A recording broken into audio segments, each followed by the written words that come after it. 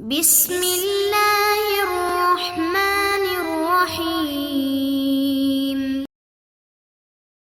السلام علیکم ورحمۃ اللہ وبرکاتہ۔ بسم اللہ الرحمن الرحیم۔ عزیز طلبہ، امید ہے آپ سب خیریت سے ہوں گے۔ آج کی اس ویڈیو کے اندر ہم قاعدہ قال و باع کا بقیہ حصہ پڑھیں گے۔ پچھلی ویڈیو کے اندر ہم نے قاعدہ قال و باع سے متعلق چند باتیں پڑھی تھیں، مختصراً ان کو دہرا کے پھر آج کا نیا سبق جو اس سے متعلق ہے اس کو جانتے ہیں اور پڑھتے ہیں۔ پچھلے سبق میں ہم نے قاعدہ قال و باع کی تعریف پڑھی تھی کہ قاعدہ قال و باع یہ ہے کہ جب بھی واو یا متحرکہ ما قبل الف ہو تو ہم اس واو اور یا کو الف کے اندر تبدیل کرتے ہیں، لیکن چند شرائط کے ساتھ۔ وہ شرائط کیا تھیں؟ صاحب کتاب نے ان میں سے 8 شرائط ذکر کی ہیں۔ سب سے پہلی شرط یہ ذکر کی ہے کہ وہ واو اور یا فا کلمہ کے مقابلے میں نہ ہو۔ دوسری شرط یہ ذکر کی تھی کہ واو اور یا لفیف کے عین کلمہ میں موجود نہ ہو۔ اور تیسری شرط یہ ذکر کی تھی کہ وہ واو اور یا الف تثنیہ سے پہلے نہ ہو۔ اور چوتھی شرط یہ ذکر کی تھی کہ وہ واو اور یا مدہ زائدہ سے پہلے واقع نہ ہو۔ آج کے سبق میں ہم 5ویں شرط پڑھیں گے، اللہ تکون قبل الیاء المشددہ او نونی التاکید۔ کہہ رہے ہیں کہ وہ واو اور یا متحرکہ ما قبل فتحہ یا مشددہ سے پہلے نہ ہو، اور اسی طریقے سے نون تاکید چاہے نون ثقیلہ ہو یا خفیفہ ہو ان سے پہلے بھی نہ ہو۔ اب آپ آگے مثالوں میں غور کیجئے۔ عربی، واو یہاں متحرکہ ما قبل فتحہ ہے، لیکن یہاں قاعدہ جاری نہیں ہو رہا اس لیے کہ اس کے بعد یا مشددہ ہے۔ اخشین، یہاں پر یا متحرکہ ما قبل فتحہ ہے لیکن قاعدہ جاری نہیں ہوا اس لیے کہ اس کے بعد نون ثقیلہ موجود ہے، نون تاکید موجود ہے۔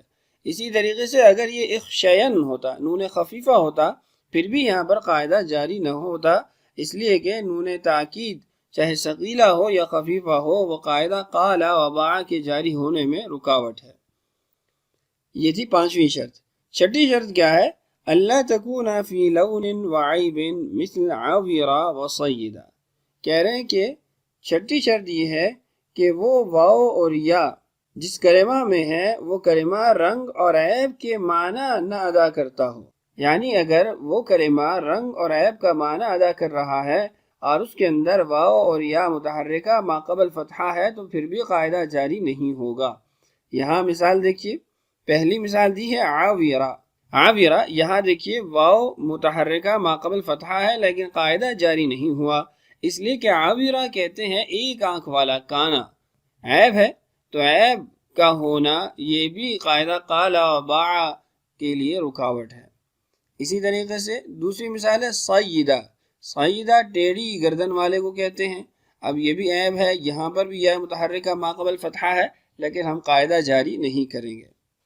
اس کے بعد اگلی شرط ہے اللہ تکون علی وزن فعلان فعلا فعلۃ مثل دوران وسیلان وصورا وحیدا وحوکۃ۔ کہہ رہے ہیں کہ 7ویں شرط یہ ہے کہ وہ کلمہ فعلان فعلا فعلۃ ان 3 اوزان پر نہ ہو، یعنی وہ ان کا ہم وزن نہ ہو۔ اگر ان کا ہم وزن ہے تو واو متحرکہ یا متحرکہ ما قبل فتحہ موجود بھی ہو تو ہم قاعدہ جاری نہیں کریں گے۔ مثالیں دیکھیے، دوران، اب یہاں واو متحرکہ ما قبل فتحہ ہے، قاعدہ جاری نہیں ہوا۔ سیلان، یا متحرکہ ما قبل فتحہ ہے، قاعدہ جاری نہیں ہوا اس لیے کہ یہ دونوں فعلان کے وزن پر ہیں۔ اس کے بعد ہے صورا حیادا، دونوں کے اندر آپ دیکھیے واو متحرکہ یا متحرکہ ما قبل فتحہ موجود ہے لیکن قاعدہ جاری نہیں کیا گیا اس لیے کہ یہ فعلا کا وزن ہے۔ اور اس کے بعد ہے حوکۃ۔ حوکۃ، یہاں پر بھی واو متحرکہ ما قبل فتحہ ہے لیکن قاعدہ جاری نہیں ہوا اس لیے کہ یہ کلمہ فعلۃ کا ہم وزن ہے۔ یہاں صاحب کتاب نے جو 3 وزن ذکر کیے ہیں اس کے اندر جو فعلۃ کا وزن ہے جس کی مثال صاحب کتاب نے حوکۃ دی ہے، دیگر جو صرفی حضرات ہیں وہ اس شرط کے قائل نہیں ہیں، وہ حوکۃ جیسی مثالوں کو شاذ کہتے ہیں اور اس کی دلیل یہ دیتے ہیں کہ دعات، رمات، قضات، یہ تمام کلمات اصل میں دعوت، رمیت اور قضایت ہے۔ اب یہ تینوں کلمات دعوت فعلۃ کا وزن ہے، رمیت فعلۃ کا وزن ہے، قضایتن یہ بھی فعالتن کا وزن ہے، لیکن یہاں ہم نے قاعدہ جاری کیا ہے تبھی دعاتن، رماتن اور قضاتن بنے ہیں۔ اگر یہ قاعدہ فعالتن کے وزن میں جاری نہیں ہوتا تو پھر ان مثالوں میں کیسے جاری ہوگا؟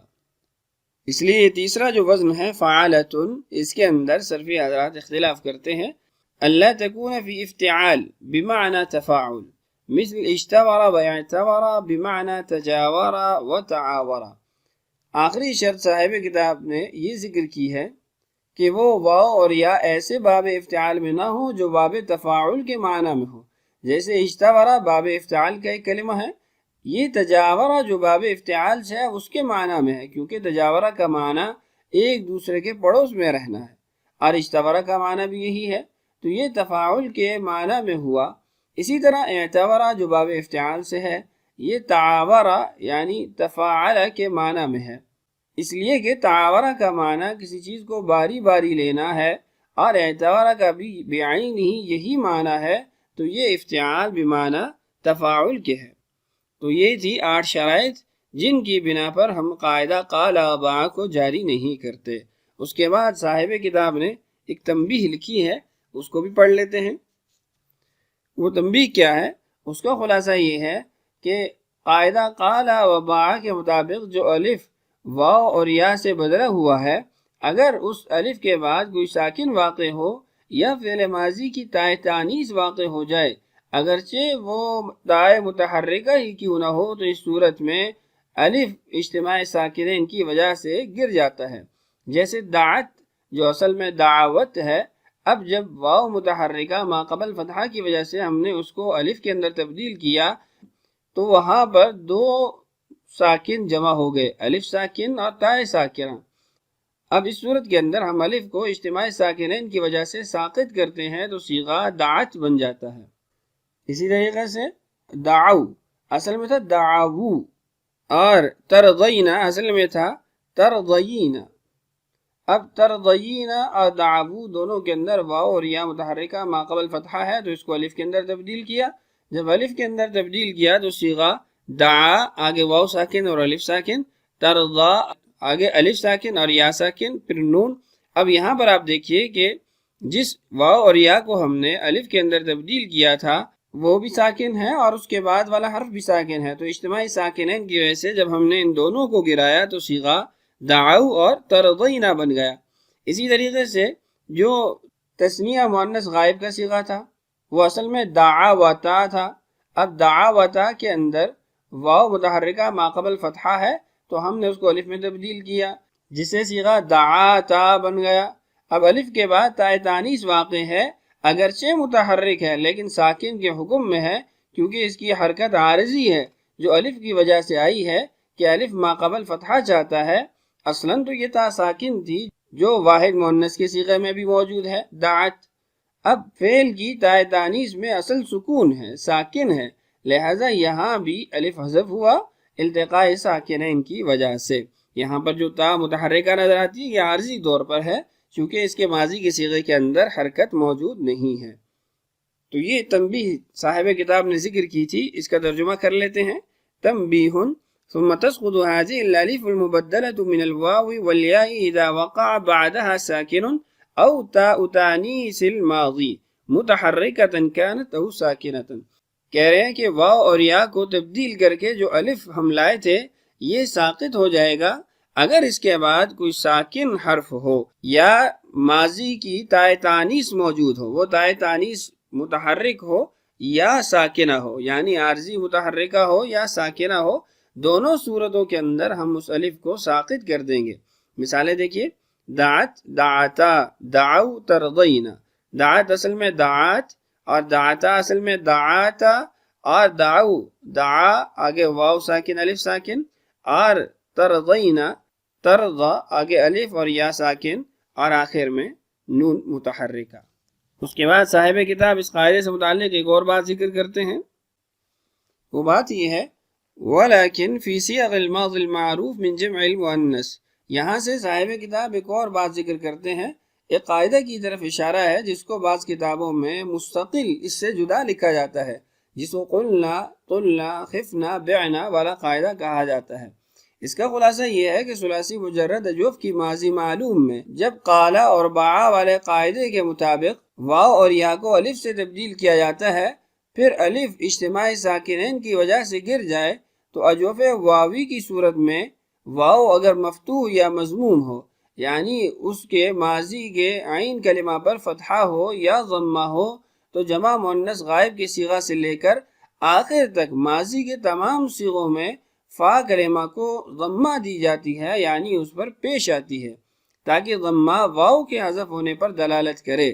اگر وہ واو مکسور ہو تو فا کلمہ کو کسرہ دیا جاتا ہے تاکہ فعل ماضی کے عین کلمہ پر کسرہ ہونے پر دلالت کرے۔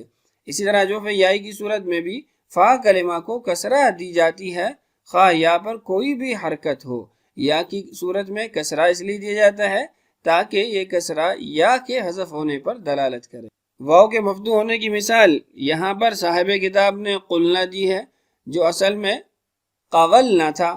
اب آپ دیکھیں واو یہاں پر متحرکہ ہے اور اس پر فتحہ ہے، اس لیے جب ہم اس واو کو الف میں تبدیل کر کے حذف کریں گے تو قلنا نہیں پڑھیں گے، قلنا پڑھیں گے۔ یہ پیش اس لیے لائیں گے تاکہ ہمیں معلوم ہو کہ یہاں پر واو مفتوحہ تھی۔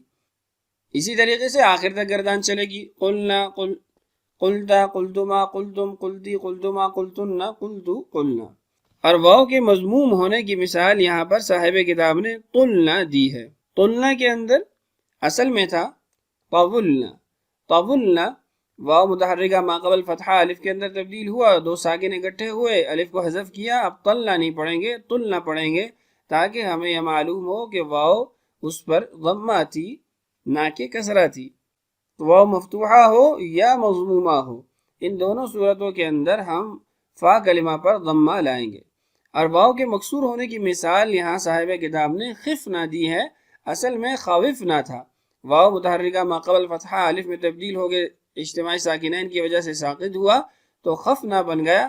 پھر ہم نے اس خا کو بھی کسرہ دی، اس لیے کہ واو کے مکسور ہونے پر یہ دلالت کرے۔ آگے ایسے ہی میں اس کی گردان چلے گی، خفتا خفتما خفتم آخر تک۔ اور یا کی مثال صاحب کتاب نے بعنا دی ہے، جو اصل میں بیعنا تھا، یا الف سے بدل گئی، التقاء ساکنین کی وجہ سے الف کو ساقط کیا اور فا کلمہ کو پھر کسرہ دی، بعنا سے بعنا بنایا، اور اسی طریقے سے مکمل گردان پڑی، بعتا بعتما بعتم بعتی بعتما بعتنا بعتو بعنا۔ آخری 3 لائنوں میں صاحب کتاب نے اس بات کو ذکر کیا ہے، آئیے عبارت سے اس کو سمجھتے ہیں۔ وَلَكِنْ فِي صِيغِ الْمَاضِ الْمَعْرُوفِ مِنْ جَمْعِ الْمُؤَنَّثِ الْغَائِبِ إِلَى الْأَخِيرِ بَعْدَ حَذْفِ الْأَلِفِ تُضَمُّ الْفَاءُ فِي الْوَاوِيِّ مَفْتُوحِ الْعَيْنِ وَمَضْمُومِ الْعَيْنِ مثل قُلْنَا وَطُلْنَا مِنْ قَوَلْنَا وَطَوُلْنَا۔ کہہ رہے ماضی معروف کے جمع مؤنث غائب کے صیغے سے لے کر آخر تک تمام صیغے واوی کی صورت میں اگر واو کلمہ اس پر فتحہ یا ضمہ ہے تو ان صورتوں میں ہم الف کو حذف کرنے کے بعد اس کے فا کلمہ کو ضمہ دیں گے، پیش دیں گے، جس کی مثال ہے قلنا طلنا ہے، جو اصل میں قولنا طولنا ہے، کہ یہ دونوں صیغے اجوف واوی کے ہیں، اور ایک کے اندر واو پر فتحہ ہے، دوسرے پر ضمہ ہے، اس لیے دونوں کی فا کلمہ پر ہم نے ضمہ دی۔ وَتُكَسَّرُ فِي الْيَاءِ مُطْلَقًا، اگر وہ اجوف یائی ہے تو ہمیشہ ہم اس کے فا کلمہ کے نیچے کسرہ لائیں گے، چاہے اس یا کے اوپر فتحہ ہو، ضمہ ہو یا پھر کسرہ ہو، تینوں صورتوں کے اندر مطلقاً ہم کسرہ لائیں گے فا کلمہ کے نیچے۔ وَكَذَا الْوَاوِي مکسور العین، کہہ رہے اگر اجوف واوی ہے، مکسور العین ہے، عین کلمہ کے نیچے کسرہ ہے، ماضی کا عین کلمہ مکسور ہے، تو اس صورت میں بھی ہم فا کلمہ کو کسرہ دیں گے۔ مثال دیکھیے، بعنا خفنا، اصل میں بیعنا خوفنا، پہلے کے اندر یائی ہے اس لیے ہم نے مطلقاً فا کلمہ کو کسرہ دی، اور دوسرے کے اندر واوی ہے لیکن مکسور العین ہے، اس کا عین کلمہ کے نیچے کسرہ ہے، اس لیے ہم نے اس کے فا کلمہ کو بقیہ تمام صیغوں میں جمع مؤنث غائب کے بعد کسرہ دی۔ تو یہ تھا آج کا ہمارا سبق، جس میں ہم نے قاعدہ قال و باع مکمل کیا۔ اگلے سبق میں انشاءاللہ ہم دیگر قواعد اجوف کے پڑھیں گے۔ اللہ تعالی ہمارے لیے اس بات کو آسان فرمائے۔ اللہ تعالی ہم سب کا حامی و ناصر ہو۔ السلام علیکم ورحمۃ اللہ وبرکاتہ۔